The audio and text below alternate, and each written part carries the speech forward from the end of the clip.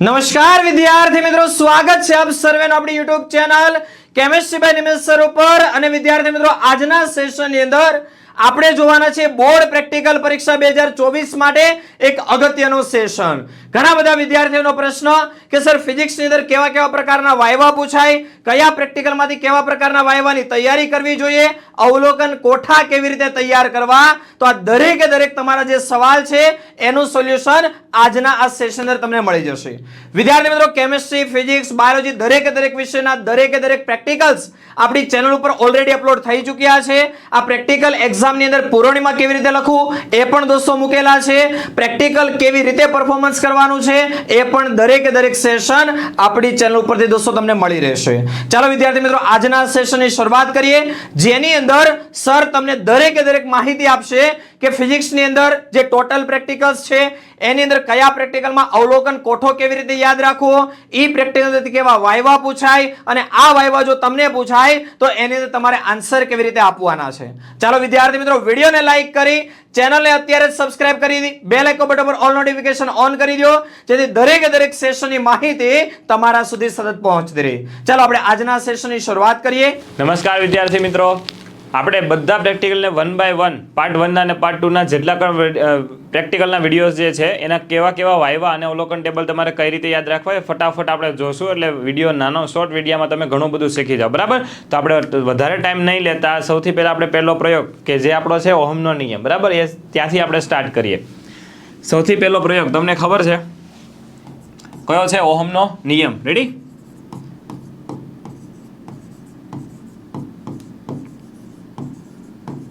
ઓહમના નિયમની અંદર સૌથી પહેલા તો વાયવાના ક્વેશ્ચન હું તમને પહેલા કહી દઉં। સૌથી પહેલો ક્વેશ્ચન કે ઓહમનો નિયમ શું છે? તમે થિયરીમાં ભણી ગયા છો, બરાબર, છતાં ત્યાં હું કહી દઉં કે અચળ તાપમાને અથવા તો કોઈ ઓરડાના તાપમાને કોઈ તારની અંદર પસાર થતો વિદ્યુત પ્રવાહ, બરાબર, એ બે છેડા વચ્ચેનો વિદ્યુત સ્થિતિમાનના તફાવતના સમપ્રમાણમાં, મતલબ કે તમને એનું સૂત્ર ખબર છે V proportional to I, અને પ્રોપોર્શનલની સાઇન તમે કાઢી નાખો તો V is equal to I R, તમને આ બધી ખબર છે, બરાબર। તો મતલબ કે વોલ્ટેજ વધે તો કરંટ જે છે વધશે, વોલ્ટેજ ઘટે તો કરંટ શું થાય? ઘટે। આ સૌથી પહેલા તમને ખબર હોવી જોઈએ, બરાબર। તો એક તો ઓહમનો નિયમ પૂછે, ત્યાર પછી બીજું સૂત્ર પૂછી શકે V is equal to IR, અથવા તો R નું સૂત્ર પૂછી શકે તમને। તો R નું સૂત્ર એક તો આમાંથી તમે જો કેપિટલ બનાવશો R ને તો સૂત્ર શું થશે? V ના છેદમાં I। અને જો તમે આમાં R ને મતલબ આ એક R નું સૂત્ર તમને અવરોધકતાનું પૂછે તો R is equal to rho L by એ, એમાંથી તમે રો ને કરતા બનાવીને અવરોધકતાનું સૂત્ર પૂછે તો અવરોધકતા રો ને કરતા બનાવીને તમે શું લખી શકો? R A by L, બરાબર। ત્યાર પછી જે તમને ક્ષેત્રફળ જે તારનું પૂછ્યું હોય તો ક્ષેત્રફળ is equal to pi R square, કે જે કાંઈ પણ હોય તમે લખી શકો, મતલબ કે અવરોધકતાનું સૂત્ર આ રીતે તમે કેપિટલ બનાવીને લખી શકો, બરાબર। ત્યાર પછી તમને ખબર છે કે આની સર્કિટની અંદર બેઝિકલી ઘણી વાર એવું પૂછતા હોય છે કે સર્કિટની અંદર જે સાધનો તમારી પાસે છે એનું કન્સ્ટ્રક્શન અને વર્કિંગ, અથવા તો એ તાર હોય તો એ કયા ધાતુમાંથી બનેલો છે, આ ઘણી વાર પૂછતા હોય છે। તો સૌથી પહેલાં તો તમને ખબર છે આની સર્કિટની અંદર મેં તમને યાદ રખાવેલું છે આ રીતે કે એક લાઇનમાં બધી સર્કિટ હું તમને આમાં એક વિડીયોમાં બધામાં પહેલા પ્રેક્ટિકલ છે તો એની એક લાઇનમાં સર્કિટ કહીશ, બરાબર। બકરી જેનો અવરોધ ફાઇન કરવાનો છે, મતલબ કે એક આર આવશે જેનો અવરોધ ફાઇન કરવાનો છે અને સમાંતરમાં વોલ્ટ મીટર અને એના શ્રેણીમાં એ મીટર, મિલી એ મીટર, એ મિલી હોય કે માઇક્રો જે આપેલું હોય, પણ આ પ્રેક્ટિકલની અંદર ફરજિયાત તમને મિલી જ આપશે, બરાબર। તો એ મીટર, આ રીતે આપણે સર્કિટ યાદ રાખી। તો સૌથી પહેલાં બેટરી, હવે તમને ત્યાં પૂછે કે આ શું છે તો તમારે બેટરી નથી કહેવાનું, બેટરી એલિમિનેટર કહેવાનું છે। તમને એવો જવાબ પૂછે કે ભાઈ બેટરી અને બેટરી એલિમિનેટરમાં શું ફરક? તો બેટરી એ ફિક્સ વોલ્ટની હોય, 9 વોલ્ટની કે 12 વોલ્ટની કે ફિક્સ હોય। બેટરી એલિમિનેટર મતલબ કે એની અંદર એક રેગ્યુલેટર હોય કે જેનાથી તમે 2, 4, 6, 8 એવી રીતે વોલ્ટેજ પ્લસ માઇનસ કરી શકો, બરાબર। તો એ બેટરી અને બેટરી એલિમેન્ટનો ફરક છે। કળ એટલે કે સ્વિચ, સ્વિચનું ગુજરાતીમાં કળ, વૈજ્ઞાનિક ભાષામાં તમને પૂછે તો તમારે કળ કહેવાનું થાય। પછી રિવોસ્ટેટ, રિવોસ્ટેટની અંદર એનું કન્સ્ટ્રક્શન અને વર્કિંગ મેં તમને સમજાવેલું છે, પણ જનરલી અત્યારે બે ક્વેશ્ચન કહી દો કે સૌથી પહેલાં તો એની અંદર 3 ટર્મિનલ હોય, A, B અને C, ક્યાંય પ્લસ માઇનસ નથી હોતું, બરાબર। A, B અને C 3 ટર્મિનલ હોય છે। ત્યાર પછી એની અંદર 3 ધાતુ ઉપયોગમાં આવે છે। તમને એવું કે જે રિવોસ્ટેટ છે એની અંદર જે કોઇલ વાપરેલી છે એ ધાતુ કયા ધાતુની બનેલી હોય તો કે સૌથી પહેલાં કોન્સ્ટન્ટ મેંગેનીન, મેંગેનીઝ નથી કહેતો, રેડી, મેંગેનીન અને ઇવરેકા, બરાબર। આ ત્રણમાંથી કોઈ પણ એક ધાતુનો બનેલો હોય છે। શા માટે એ ધાતુનો બનેલો હોય એવું પૂછે તો તમારે કહેવાનું કે એની અંદર તમે જ્યારે રીડિંગ લેતા હશો અથવા તો એની અંદર વધારે ટાઈમ જો પ્રવાહ પસાર થશે તો એ જે છે તાર ગરમ થશે. એ તાર ગરમ થશે તો એ થોડુંક મેલ્ટ થશે, ગરમ થશે તો એની અવરોધકતાના, એના દ્રવ્યની અવરોધકતાનું મૂલ્ય, આ જે રો છે ને એ અવરોધકતાનું મૂલ્ય ચેન્જ ન થઈ જાય એટલા માટે આપણે મિશ્ર ધાતુ આ ત્રણમાંથી કોઈ પણ એક મેજોરિટી આપણે ઉપયોગ કરતા હોઈએ છીએ. આ રીતનો તમારે એનો જવાબ દેવાનો થશે, બરાબર. એ તમારું રિવોસ્ટેટ થઈ ગયું. ત્યાર પછી અહીંયા ફરીથી અવરોધ છે, તો અવરોધ જ્યાં જ્યાં આવશે આપણે આપણા જે વિદ્યુત પરિપથના છ પ્રેક્ટિકલ છે એની અંદર 4 અવરોધ આવે છે, બરાબર. એક તો તમને ખબર છે એક આખે કોઈ લાકડાનું બોક્સ હોય એની અંદર આ રીતે તાર આપેલો હોય છે, જે તમે અજ્ઞાત અવરોધ ધરાવતો તાર વાપરો છો. ત્યાર પછી તમને બીજી ખબર છે એક હોય છે આર બોક્સ, બરાબર, જ્યાં 2 મેન પ્રોબ હોય છે, બાકી બધી કળ અહીંયા આ રીતે પુટ કરેલી હોય છે, બરાબર. તો એક અવરોધ પેટી હોય છે. ત્યાર પછી આ 2 અવરોધ થઈ ગયા. એક તમારો થઈ ગયો આ રિવોસ્ટેટ, બરાબર, કે રિવોસ્ટેટની અંદર આ રીતે નળાકાર હોય છે, જેની અંદર અહીંયા એક ટર્મિનલ, અહીંયા 2 ટર્મિનલ અને અહીંયા એક સ્લાઇડર વાળું ટર્મિનલ. આ જો બેટા એક વસ્તુ ખાસ ધ્યાન રાખજો, તમને રિવોસ્ટેટ જે છે હાથમાં પકડીને તમને કહે કે ઉપરનું જે સરકાવો છો એને શું કહેવાય, તો એને કહેવાય સ્લાઇડર. શું કહેવાય? ઉપરનું જે સરકાવો છો એને સ્લાઇડર કહેવાય છે, બરાબર. આ સવાલ ઘણીવાર પૂછે છે. તો એ પણ છે તમારો અવરોધ. તો આ 1, 2 અને 3 અવરોધ, અને ચોથો તમને ખબર છે કાર્બન અવરોધ, કલરવાળા અવરોધ હોય છે, તમે ભણી ગયા છો, બરાબર. તમારે આ રીતનો એક અવરોધ તમે ભણી ગયેલા છો. આની અંદર આ રીતે અલગ અલગ કલરના પટ્ટા હોય છે, 2 બાજુ એક વાયર હોય છે, બરાબર, કે જ્યાંથી તમે કનેક્શન કરી શકો. આ 1, 2, 3 અને 4 આ 4 અવરોધ છે, પણ એમાં ક્યાંય પ્લસ માઇનસ નહીં આવે, બરાબર. તો તમારે જ્યારે આ 4 વસ્તુને જોડવાની થાય અવરોધને, ત્યારે તમારે ડાબી બાજુનું હોય ડાબી બાજુને, જમણી બાજુ જોડવાનો થતો હોય છે. તો આ જે છે આટલા સવાલ થઈ ગયા. ત્યાર પછી મિલી એમ્પિયર અને વોલ્ટ મીટર એ કઈ રીતે શ્રેણીમાં અને સમાંતરમાં જોઈએ ને કઈ રીતે બને, એ આપણે 7મા નંબરનો પ્રેક્ટિકલ આખો એનો જ છે. તો એના પ્રશ્ન જે છે ત્યારે બધા આવરણ કરી લઈશું, બરાબર. ત્યાર પછી આની અંદર એક વસ્તુ હજી કે ટોટલ 5 ગ્રાફ છે. મેં તમને હમણાં વિડીયોમાં કીધું ને, અત્યારે તમને ફરીવાર કહું છું કે 5 ગ્રાફ છે ટોટલ. પાર્ટ 1માં 2 છે ને પાર્ટ 2માં 3 છે, બરાબર. તો પાર્ટ 1ના જે 2 ગ્રાફ છે એમાં સૌથી પહેલો તો પહેલા જ પ્રયોગની અંદર છે કે આ રીતે તમે એક્સ એક્સિસ અને વાય એક્સિસ ડ્રો કરશો, તો તમને પૂછી શકે કે એક્સ એક્સિસ ઉપર શું હતું ને વાય એક્સિસ ઉપર શું હતું. વાય ઉપર હતું તમારું આઈ એમ્પિયર, યાદ રાખવાનું છે તમારે, અને આ જે એક્સ એક્સિસ ઉપર છે એ તમારું હતું વી વોલ્ટ, બરાબર. તો આટલા જે ક્વેશ્ચન છે તમને પૂછી શકે. ઘણીવાર પૂછે છે કે ભાઈ આલેખ તમને નથી પૂછ્યો, છતાં પૂછી શકે ભાઈ એક્સ એક્સિસ ઉપર શું લેવાના છો, વાય એક્સિસ ઉપર શું લેવાના છો, તો તમારે ત્યાં કહેવું પડશે, બરાબર.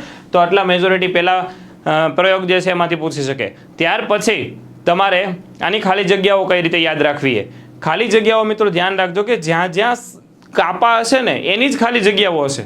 તમારે એક્સ્ટ્રા યાદ નહીં રાખવી પડે. કાપા મતલબ આટલા સાધનો આપણે ઉપયોગ કરવાના છીએ, બરાબર. તો બેટરીની અંદર કાપા નહીં હોય, કળની અંદર તો હોવાના જ નથી, રિવોસ્ટેટમાં નથી, વોલ્ટ મીટરમાં કાપા હશે.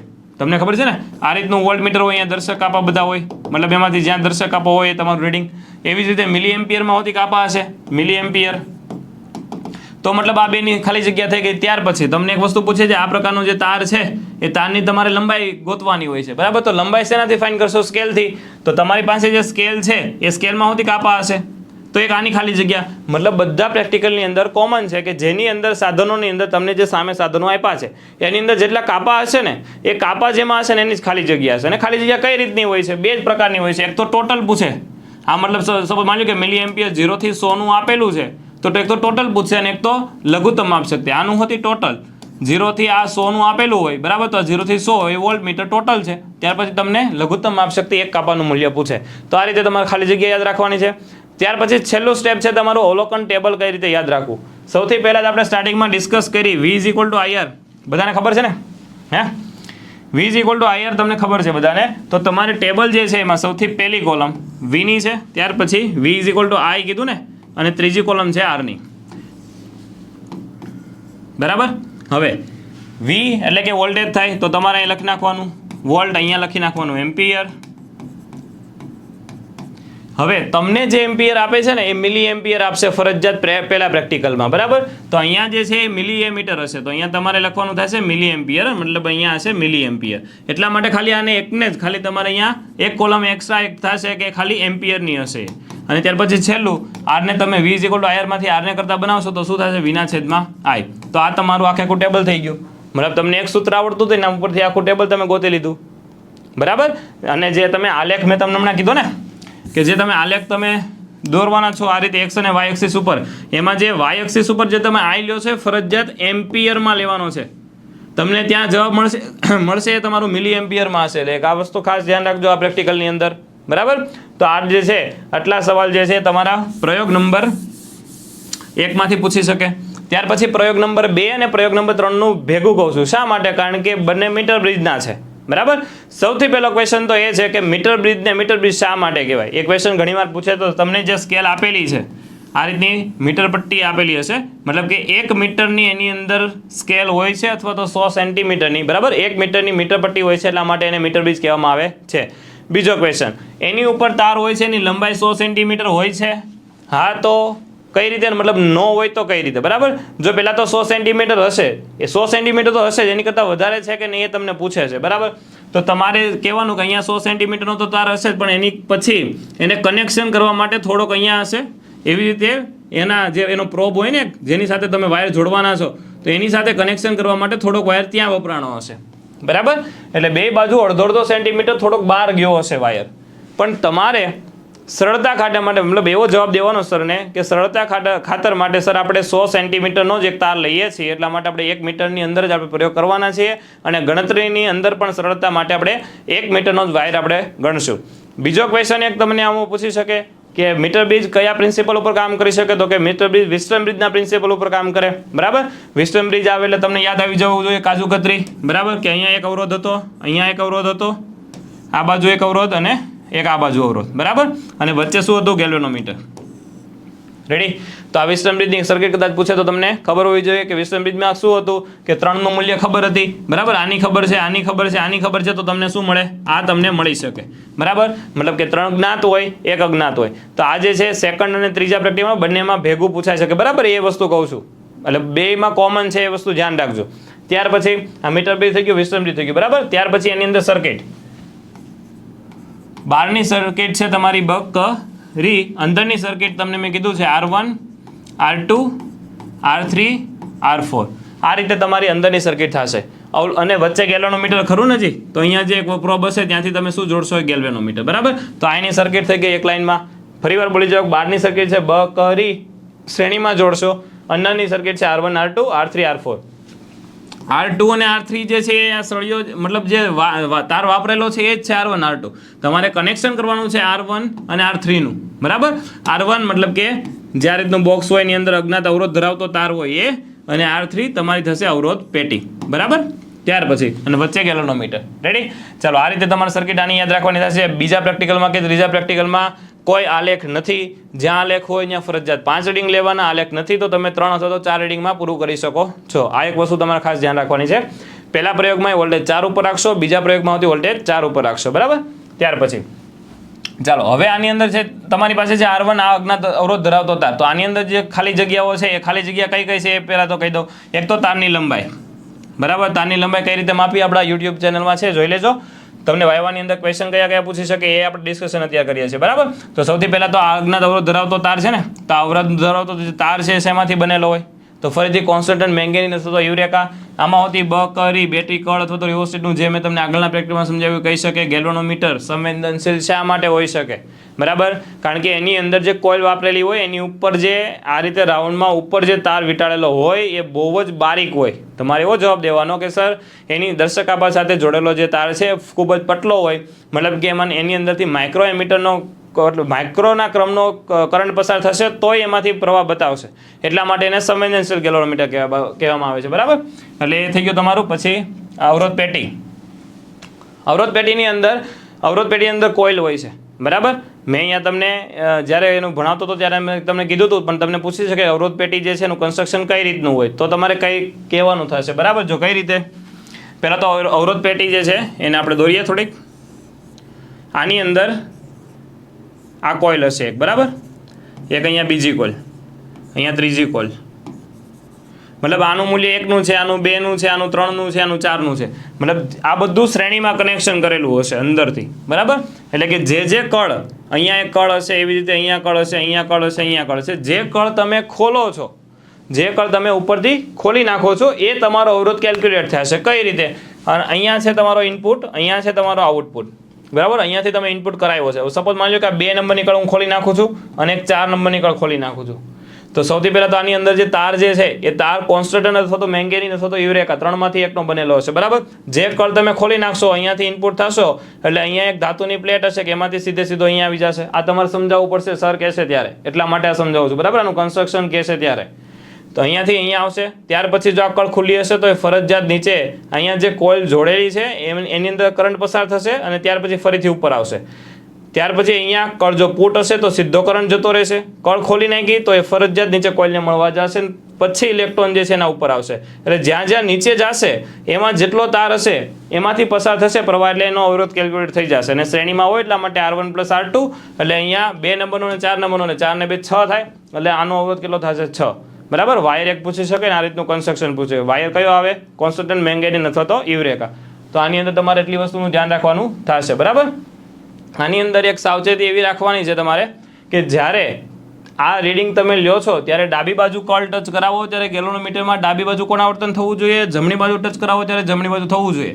અને જો એ નથી થતું તો તમારે સરને કહેવાનું કે આ રિવોસ્ટેટ જે છે ચેન્જ કરી દો. એ રિવોસ્ટેટ ચેન્જ કરી દેશે એટલે રીડિંગ આવવા મળશે, બરાબર. પહેલાં તમારા બધા વાયરિંગ ચેક કરી લેવાના, પછી આ ટ્રાય મારવાની, ક્લિયર. ત્યાર પછી અવલોકન ટેબલ તમારે કઈ રીતે યાદ રાખવું એ અહીંયા આપણે સર્કિટ જોઈને અહીંયા આ છે R1, R2, R3 અને R4, બરાબર. આ એક તાર છે, આ અજ્ઞાત અવરોધ ધરાવતો તાર છે અને અહીંયા R બોક્સ છે. હવે તમને વિસ્ટર્ન બ્રિજનું સૂત્ર ખબર છે, R1/R2 = R3/R4. આ સૂત્ર તમને આવડે છે, બરાબર. તો એના ઉપરથી જ આ સૂત્ર બને છે, બરાબર. જો સૌથી પહેલાં તો તમે આની અંદરથી એક કળ ખેંચશો રીડિંગ લેવા માટે. આની અંદરથી 5 નંબરની કળ ખોલી, બરાબર. મતલબ કે આનું મૂલ્ય તમને ખબર પડી કે કેટલું છે? 5. ત્યાર પછી અહીંયા તમે જોકી આ રીતે ફેરવશો. સપોઝ માની લો કે અહીંયા ક્યાંક પહોંચ્યા, અહીંયા છે તમારું 0, અહીંયા એકદમ સેન્ટરમાં છે 50 અને અહીંયા છે 100, બરાબર. અહીંયા તમે 40 પહોંચ્યા અને તમે ત્યાં પહોંચ્યા એટલે ગેલોનોમીટરનો દર્શક આપો 0 એકદમ દર્શાવે છે. તો તમારું આ જે છે R2 એ કેટલું થયું? 40. અને જે બાકીનું બચ્યું એ કેટલું? એ શું થશે? R4. એટલે R2 તમને મળ્યો 40, R4 મળ્યો તમને 60. મતલબ આ ત્રણની મૂલ્ય ખબર છે તો તમને R1 મળે, બરાબર. તો એવી જ રીતે તમારી જે ટેબલ છે અવલોકન ટેબલ, એમાં સૌથી પહેલી કોલમ છે તમારી R3ની. આ રીતે એ પહેલી કોલમ R3ની થશે. ત્યાર પછી બીજી કોલમ આની ઉપર જોકી ફેરવશો એટલે અહીંયા જવાબ મળશે એ તમારું R2 હશે. ત્રીજી કોલમ R4 મળશે કારણ કે 100માંથી આ બાદ કરશો એટલે R4 મળ્યું. અને આ ત્રણમાંથી મતલબ કે R1 ને કરતા બનાવશો એટલે R2 ક્યાં જશે? ઉપર. એટલે તમને મળશે શું? R1, બરાબર. તો આ રીતે તમારી 4 કોલમ છે, બરાબર. આ સૂત્ર ઉપરથી એ લોકોએ ખાલી લખેલું જે છે લખેલું તમારે એની ઉપર 100, 100 - L, AD = આ અને સેન્ટીમીટર ને મીટર એવું બધું લખેલું છે.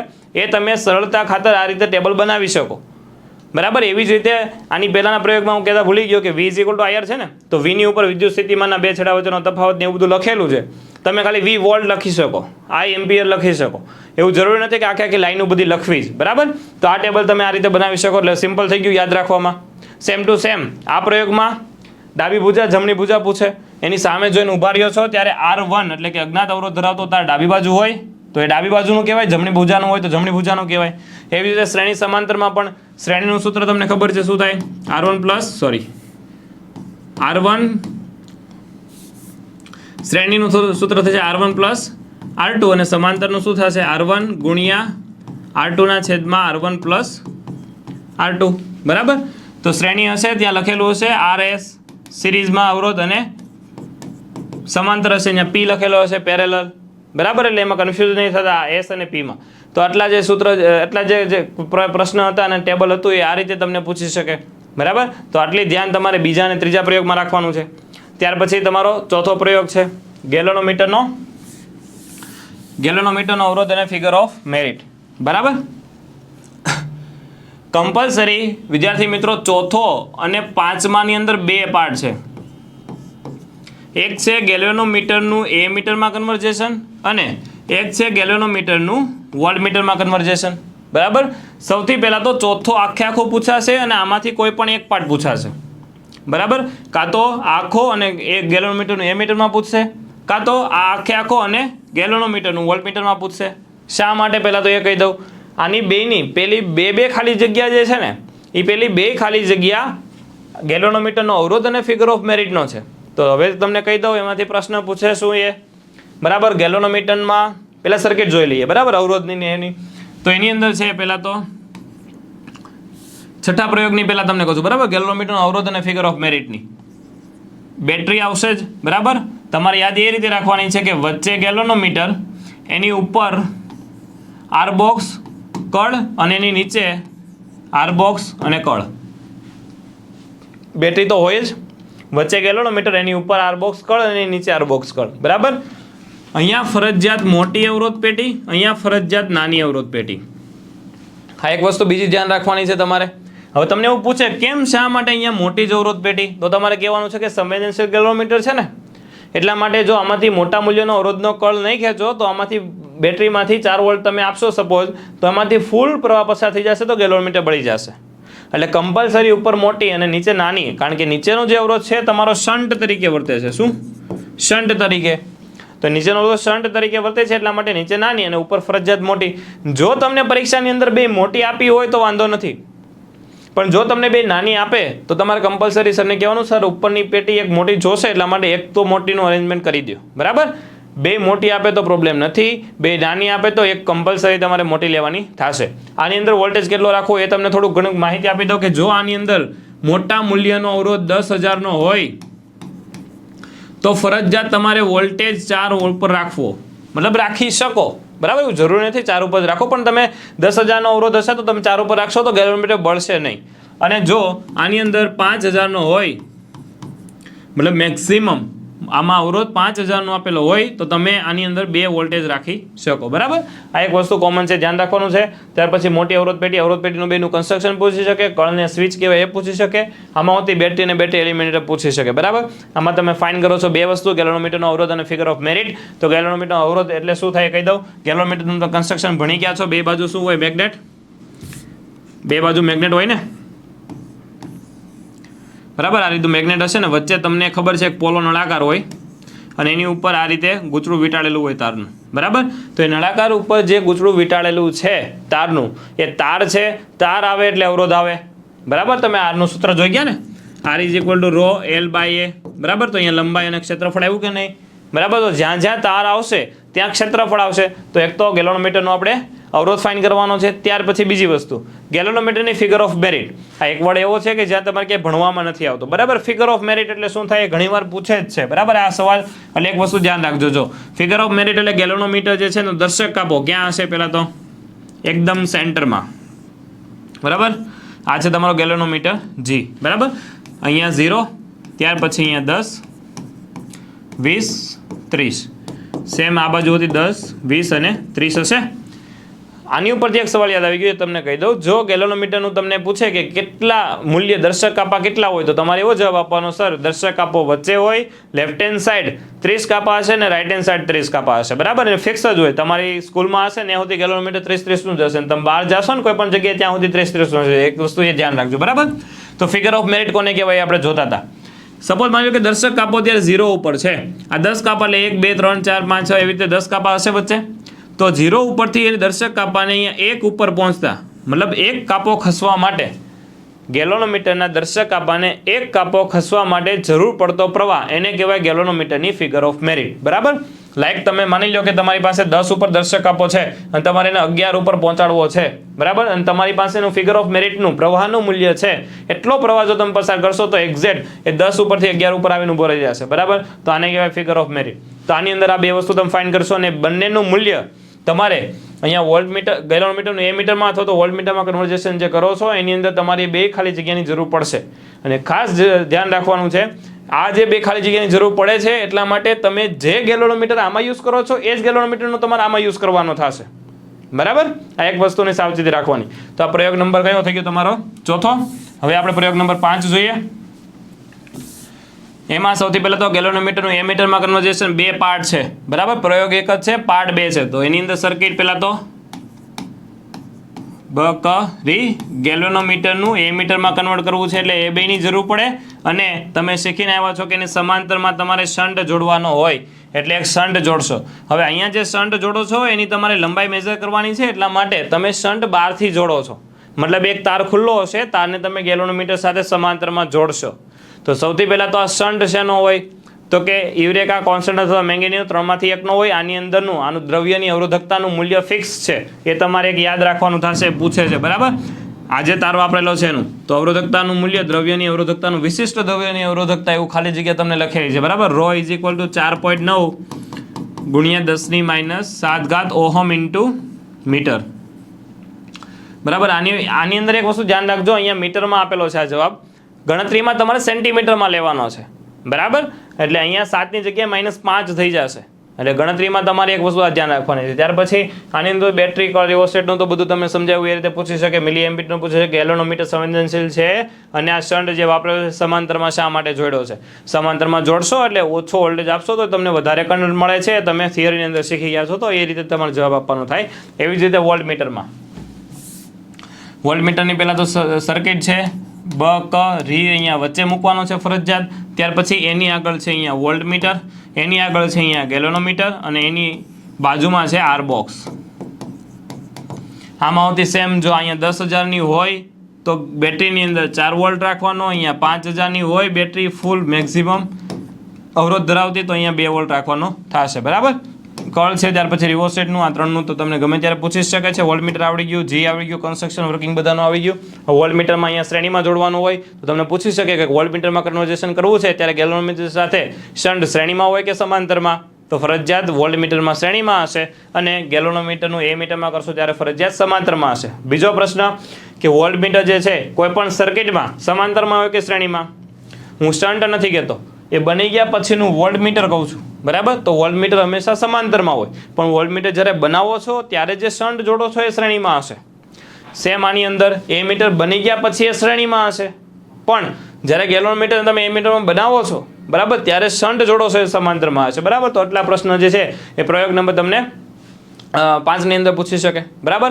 હવે વિભાગ એનો છઠ્ઠો પ્રયોગ મતલબ કે છેલ્લો પ્રયોગ જે છે એ શું કહે છે જોઈએ જો છઠ્ઠો પ્રયોગ જે છે સોનોમીટરનો છે સૌથી પહેલાં તો સોનોમીટરનું બીજું નામ પૂછે છે મોનોચાર્ડ બરાબર સોનોમીટરનું બીજું નામ છે મોનોચાર્ડ બરાબર આ ઘણીવાર પૂછે છે ધ્યાન રાખજો ત્યાર પછી એની અંદર સોનોમીટરની અંદર અને મીટર બ્રિજની અંદર બેની અંદર 1-1 મીટરની મીટર સ્કેલ હોય છે ત્યાર પછી સોનોમીટરની અંદર લોખંડનો તાર જ ઉપયોગ કરવામાં આવે છે શા માટે એવું પૂછે તો શું જવાબ આપવાનો કે એની અંદર એક વિદ્યુત ચુંબક હોય બરાબર આપણે જે પ્રયોગ કર્યો હતો ને ત્યારે વાપરેલું હતું કઈ રીતનું વિદ્યુત ચુંબક હતું મતલબ કે એની અંદર વચ્ચે એક રોડ હતો એની ફરતે આ રીતે વાયર કોલ વીંટાળેલું હતું અને છેડેથી 2 વાયર કાઢેલા હતા બરાબર કે જેની સાથે તમે ટ્રાન્સફોર્મર જોડતા હતા બરાબર અહીંયા આપણે એક ટ્રાન્સફોર્મર આપી દઈએ એની સાથે તમે જોડતા હતા એક વાયર અહીંયા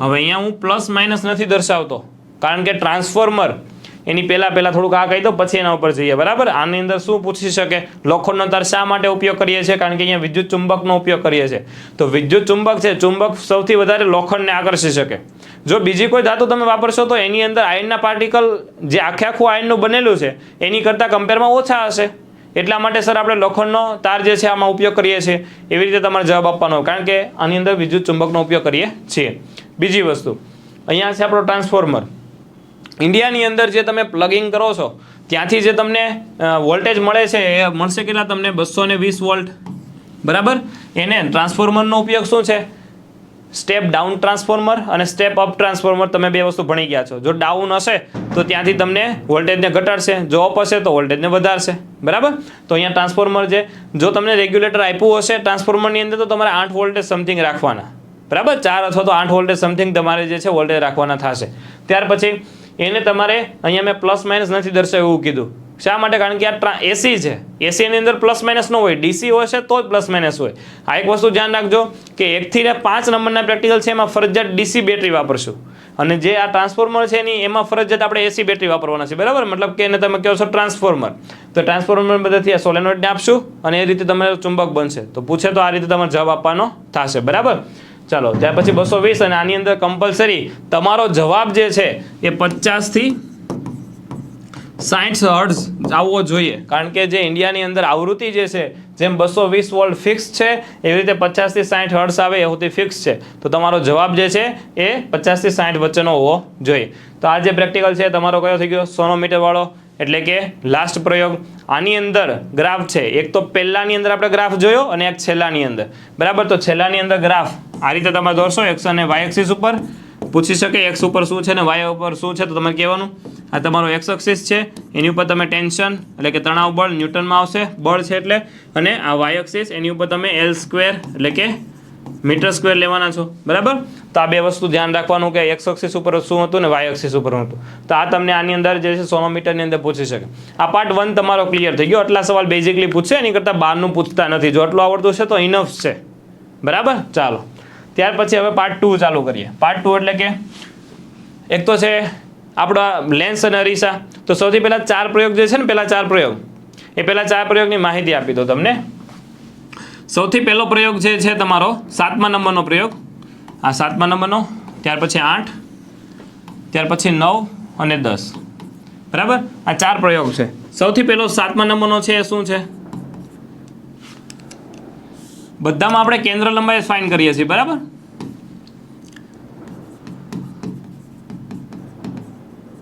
કેન્દ્ર લંબાઈ કોની ગોતવાની છે આપણે? અંતર્ગોળ લેન્સની, અંતર્ગોળ અરીસાની, બરાબર. અંતર્ગોળ અરીસો, આની અંદર બહિર્ગોળ લેન્સ, ત્યાર પછી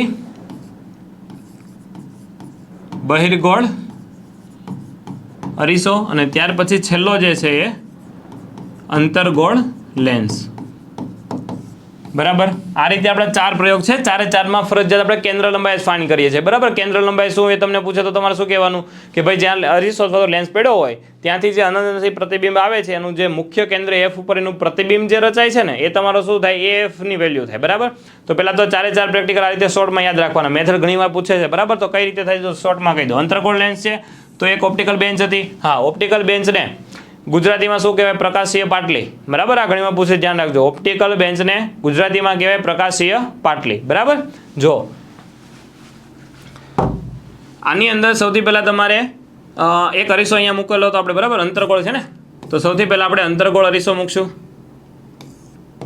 અંતર્ગોળ અરીસામાં 2 પિન તમે એવી રીતે સેટ કરતા હતા કે આ જે છે એ આની ઉપર મળશે ને આ જે છે એનું પ્રતિબિંબ આની ઉપર મળશે, બરાબર. એકાબીજાનું પ્રતિબિંબ એકાબીજા ઉપર મળે તો તમે આનું આ પ્રતિબિંબ આના ઉપર મળે, આના ઉપર મળે તો તમારું એ પહેલું રીડિંગ થયું. ત્યાર પછી છે બહિર્ગોળ લેન્સ. બહિર્ગોળ લેન્સમાં શું કરતા હતા? આ રીતે વચ્ચે બહિર્ગોળ લેન્સ, અહીંયા F હશે, અહીંયા હોતી F, તો એનું ડબલ કેટલું થશે? અહીંયા 2F. એવી જ રીતે આનું ડબલ કેટલું થશે? 2F. તો જ્યારે એનું વસ્તુ તમે અહીંયા હું વસ્તુ લઉં છું U, બરાબર. પ્રતિબિંબ મને આ બાજુ મળશે. તમે કોઈ પણ બાજુ વસ્તુ પ્રતિબિંબ મૂકી શકો. તો જો U અહીંયા હશે તો એનું પ્રતિબિંબ F અને 2F ની વચ્ચે વસ્તુ હશે તો 2F થી દૂર તમને પ્રતિબિંબ મળશે. 2F ઉપર હશે તો 2F ઉપર મળશે, અને 2F થી દૂર હશે તો F અને 2F ની વચ્ચે મળશે. આ રીતે તમને આ પ્રયોગ કર્યો હતો બહિર્ગોળ અરીસાનો. બહિર્ગોળ અરીસામાં શું હતું? પહેલું રીડિંગ આપણે 60 ઉપર લીધું હતું, અહીંયા 45 ઉપર લીધું હતું. 60 ઉપર હતો તમારો બહિર્ગોળ લેન્સ, અહીંયા હતો બહિર્ગોળ અરીસો. ત્યારે એક વસ્તુ સેટ કરી અને તમે લઈ લેતા હતા, ત્યારે અહીંયા પ્રતિબિંબ મળ્યું, બરાબર. એવી રીતે 3 રીડિંગ અને છેલ્લો પ્રેક્ટિકલ છે આપણો અંતર્ગોળ લેન્સનો. એમાં શું હતું? એક વસ્તુ ફિક્સ કરી, બહિર્ગોળ લેન્સ મૂકો, ત્યારે તમને પ્રતિબિંબ આનું અહીંયા મળતું હતું. જ્યારે તમે એમાં અંતર્ગોળ લેન્સ એડ કરો છો ત્યારે એનું પ્રતિબિંબ અહીંયા મળતું, તેની કરતાં થોડુંક ફંટાશે, મતલબ અહીંયા મળશે. તો આ રીતે 4 પ્રયોગ છે ને. તમને ક્યારેક મેથડ પૂછે તો તમે આ રીતે ફટાફટ કહી શકો, બરાબર.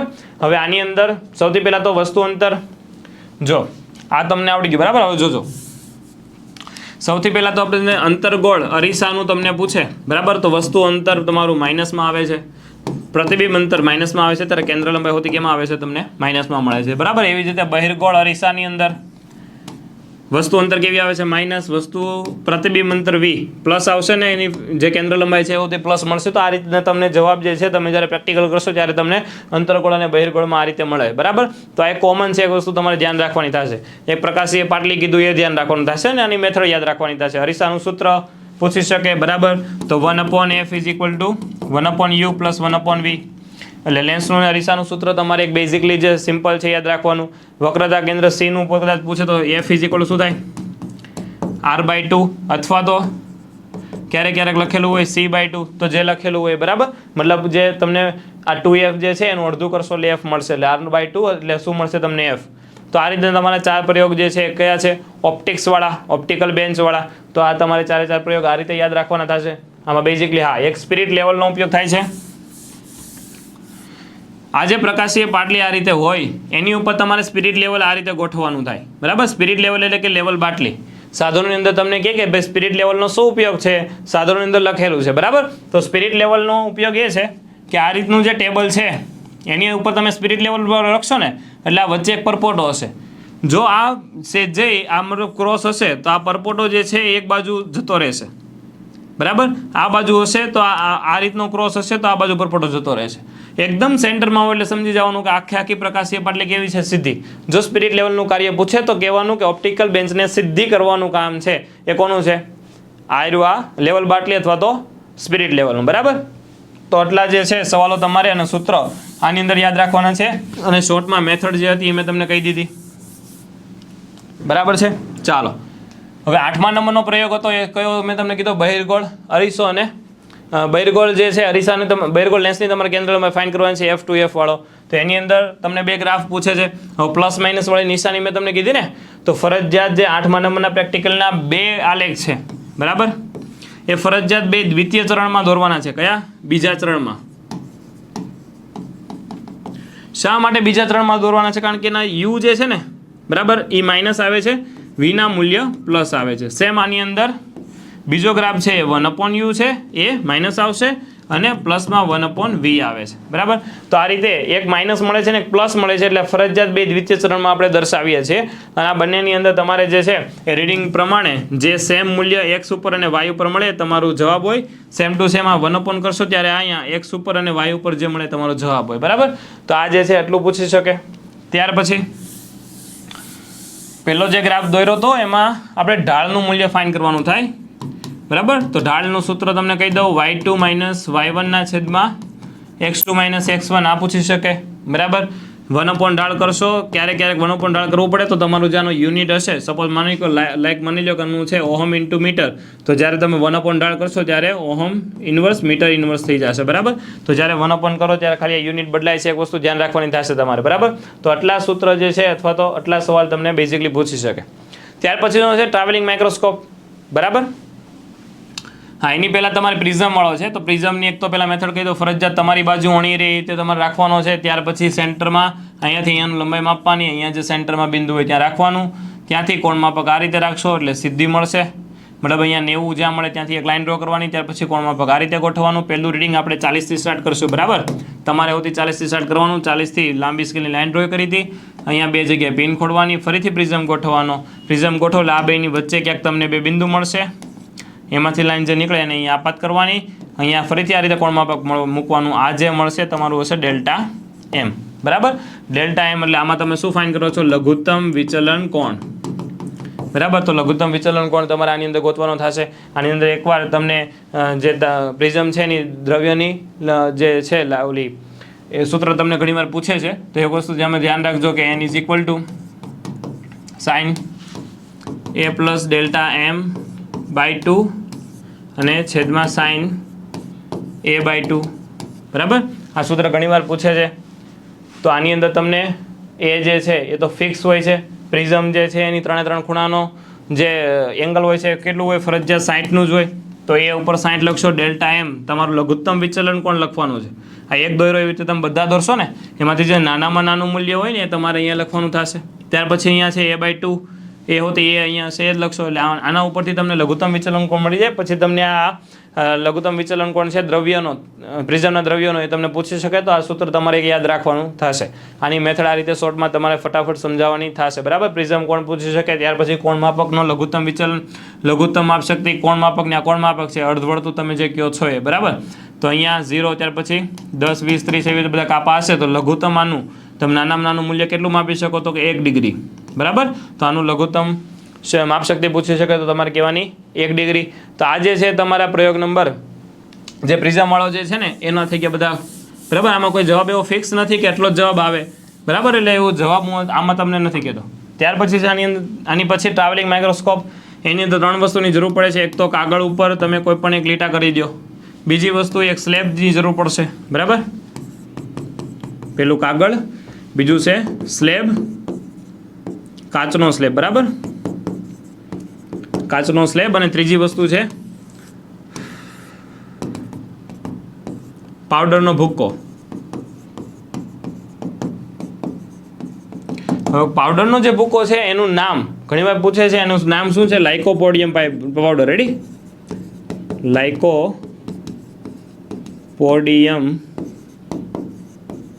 પાવડર.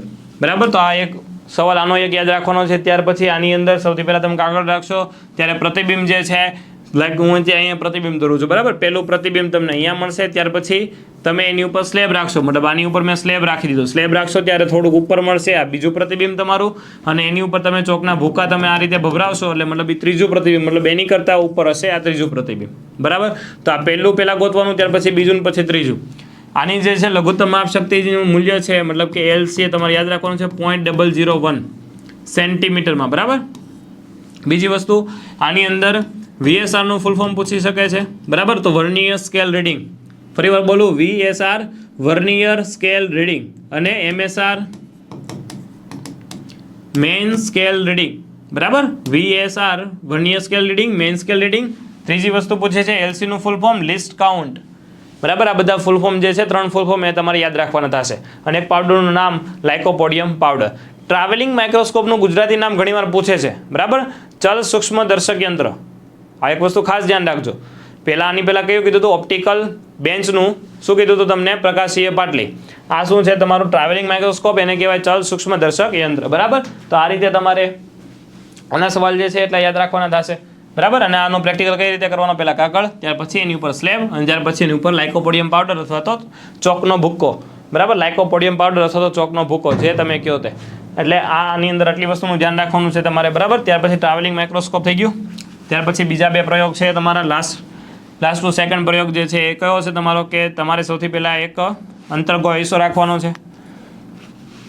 આ પિન હશે, એની નીચે અંતર્ગોળ અરીસો રાખ્યો છે. બરાબર, હા, એક વસ્તુ પૂછી શકે તમને કે અંતર્ગોળ અરીસો છે એની નીચે જે અરીસો બનાવવા માટે જે ઢાળ ચડાવેલો હોય એની ઉપર. બરાબર, તો એ શું કેનો શેનો હોય? ચાંદીનો હોય. બરાબર, આની પહેલાં જે સ્લેબનો વક્રી ભવનાંક આપણે ફાઇન કર્યો ને ટ્રાવેલિંગ માઇક્રોસ્કોપની મદદથી. બરાબર, એનું મૂલ્ય 1.5 ફિક્સ જ છે. એટલે તમારો જવાબ 1.5 આજુબાજુ આવે, મતલબ 1.48 49 અથવા તો 1.5 50 મતલબ. બરાબર, તો એના આજુબાજુ જવાબ આવવો જોઈએ. સેમ આની અંદર પ્રવાહીનો વક્રી ભવનાંક. બરાબર, તો પ્રવાહી એટલે કે પાણી જ તમને આપેલું હશે ત્યાં, તો પાણીનો વક્રી ભવનાંક ફિક્સ છે. કેટલો આવવો જોઈએ? 1.33. તો આનો જવાબ એ તમને મળી જશે. બરાબર, તો આની આજુબાજુ 1.32 1.31 સમથિંગ તમને જવાબ મળવો જોઈએ. આની અંદર એક વસ્તુ ફિક્સ છે, તમને જો શોર્ટકટ આની આપી દઉં. જો આની અંદર કેવું છે, જ્યારે તમે આ અંતર્ગોળ અરીસો અહીંયા મૂકો છો તો પાણી આની અંદર નથી ભરેલું, ત્યારે ફરજિયાત તમને જે પ્રતિબિંબ છે અહીંયા ઉપર મળશે. મતલબ આની ટીપ અહીંયા તમને ઉપર મળશે, જે તમે 10 સ્થાન પર દૂર કરો છો એ. જ્યારે તમે આની અંદર આખો પાણીથી ભરી દો છો ત્યારે તમને ફરજિયાત આની ટીપ નીચે મળશે, મતલબ રીડિંગ નીચે મળશે. બરાબર, અને સેમ ટુ સેમ આનો બીજો પાર્ટ છે સમતલ અરીસો, એની ઉપર બહિર્ગોળ લેન્સ રાખો. આની અંદર સેમ પાણી સાથે પાણી વગર, આમાં હોતી પાણી સાથે પાણી વગર, તો આની અંદર ઉલટું થશે. આ કયું છે? પાણીવાળું. બરાબર, પાણીવાળું નીચે મળશે. આની અંદર પાણીવાળું તમને રીડિંગ ઉપર મળશે ફરજિયાત, અને પાણી વગરનું રીડિંગ તમને નીચે મળશે. બરાબર, આ બેમાં ઉલટું છે. એક વસ્તુ તમારે ધ્યાન રાખવાની થશે. તો આ રીતે જે છે તમારે આની અંદર પ્રવાહીનો વક્રી ભવનાંક જે છે, પ્રવાહીનો જે વક્રી ભવનાંક જે છે એ તમારે આ રીતે ફાઇન કરવાનો છે. મતલબ જવાબ 1.33 આવવો જોઈએ બંનેમાં. બરાબર, ઘણીવાર આ બે અલગ અલગ પૂછતા હોય છે, એટલે એક વસ્તુ તમારે ધ્યાન રાખવાની. કદાચ જો અલગ પૂછે તો તમારે એક જ લખવાનો, અને જો બે પૂછે તો બે લખી શકો. મતલબ એટલો જ છે કવર, મતલબ કે તમે બે જે છે મિક્સ લખી શકો એટલો ટાઈમ ઇનફ તમને આપે છે. બરાબર, એટલે તમને આમાં કોઈ પ્રોબ્લેમ પડશે નહીં. બરાબર, તો આની અંદર પાણી જ આપે છે જનરલી, એટલે એક વસ્તુ તમારે ધ્યાન રાખવાનું છે. પાણી જે રાખો છો એ આ જે બહિર્ગોળ લેન્સ છે એને લઈ લેવાનો. બરાબર, અને ત્યાં પાણી નાખવાનું થશે. બરાબર, ત્યાર પછી આને મૂકી દેશો એટલે પાણી ત્યાં સ્ટોર થઈ જશે. એટલે એક જે પાણી તમે મૂકશો ને એટલે આ રીતનો બહિર્ગોળ લેન્સ હશે ને. બરાબર, તો નીચે પાણી આ રીતે ગોઠવાઈ જશે. નીચે સમતલ અરીસો છે ને, લાઈક આ રીતે, લાઈક જે છે ને પાણી આ રીતનો એક લેન્સ બનાવી દેશે આ રીતે નીચે, અને અહીંયા તો સમતલ અરીસો છે જ નીચે તો, અને ઉપર બહિર્ગોળ લેન્સ. એટલે 3 જે છે 3 વસ્તુ થઈ જશે ને એમાંથી તમારે પ્રવાહીનો વક્રી ભવનાંક ગોતવાનો થશે. બરાબર, તો ઘણીવાર વચ્ચે જે લેન્સ બને છે પાણીનો એ કયો બને છે પૂછે છે, અથવા તો એની કેન્દ્ર લંબાઈ કેટલી હોય? ઇન્ફાઇનાઇટ હોય છે. બરાબર, એ તો ઘણીવાર પૂછે છે. એક વસ્તુ તમારે પૂછે તો કહેવાનું, બહુ ક્યારેક જ પૂછે, એટલે એનો કંઈ મતલબ નથી. બરાબર, પણ આ જવાબ 1.33 વાળો તમારે યાદ રાખવાનું થશે. બરાબર, ત્યાર પછી પીએન જંકશન ડાયોડ. ડાયોડ તમે આખો ભણી ગયા છો, છતાંય હું તમને કહી દઉં. આ રીતનું એક સમોસું હોય છે, એને કહેવાય છે એનોડ. આ રીતની લાઈન હોય એને કહેવાય કેથોડ. બરાબર, તો આ જે છે પ્લસ, એનોડ જે છે પ્લસ બતાવે, કેથોડ છે માઇનસ બતાવે. ડાયોડનું કામ કઈ રીતનું છે? આ રીતનું ડાયોડ તમે જે સર્કિટ ભણ્યા છો ત્યારે તમે આ રીતનું ભણ્યા છો. કે વચ્ચે એક લેયર હોય, મતલબ આ એનોડ પ્લસ છે તો આમાં મેક્સિમમ હોલ્સ હશે, અહીંયા માઇનસ છે તો મેક્સિમમ કેવા શું હશે? ઇલેક્ટ્રોન. બરાબર. તો આ રીતનું તમે ભણી ગયા છો. અહીંયા તમે પ્લસ કહેતા હતા, અહીંયા માઇનસ કહેતા હતા. બરાબર. ઇલેક્ટ્રોન ગતિ કરે. બરાબર. એ બધું તમે શીખી ગયા છો. તો એ ડાયોડનું કામ છે. તો અહીંયા એનોડ પ્લસ બતાવે, કેથોડ માઇનસ બતાવે. એક વસ્તુ ધ્યાન રાખવાની.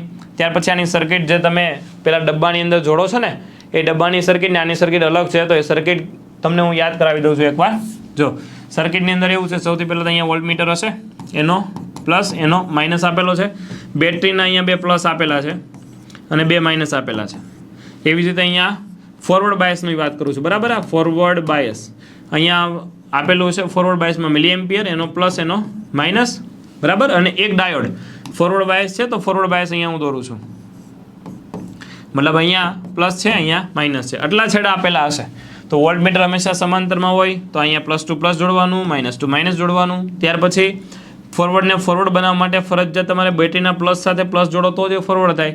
એમીટર હંમેશા શ્રેણીમાં હોય, તો માઇનસ ટુ કેવું થશે? પ્લસ. અને સર્કિટનો છેલ્લો છેડો સેમ, એટલે માઇનસ ટુ માઇનસ.